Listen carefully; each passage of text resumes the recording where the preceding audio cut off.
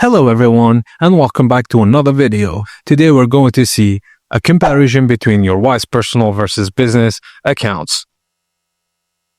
So both account types share a lot of core features. These are what both personal and business users get.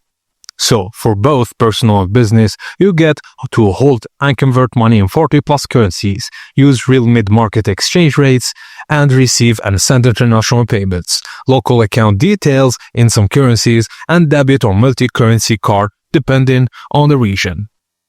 Now let's move on to the key differences. Here are the main features that business accounts provide which personal accounts typically don't. Batch payments.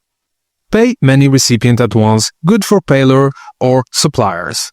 Multi-user access. You have team member permissions, ability to give others limited access, and invoicing tools. Generate invoices directly in Wise or by PDF. Accounting software integration like QuickBooks, Xero, etc. for easier bookkeeping and reconciliation.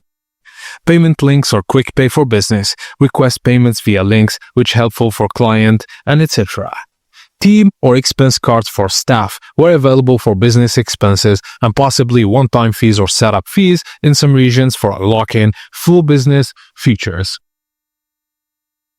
Now I'll show you when to use personal or when to use business. If you travel, work occasionally abroad, send or receive money from your friends or family, occasional e-commerce earnings, you just need a personal account. You run a business, regularly receive payments from clients, need invoices, or want team or expense management. Of course, go with Wise Business. And if you want to keep your personal finances separate from business finances, taxes, or accounting, you can also go with business.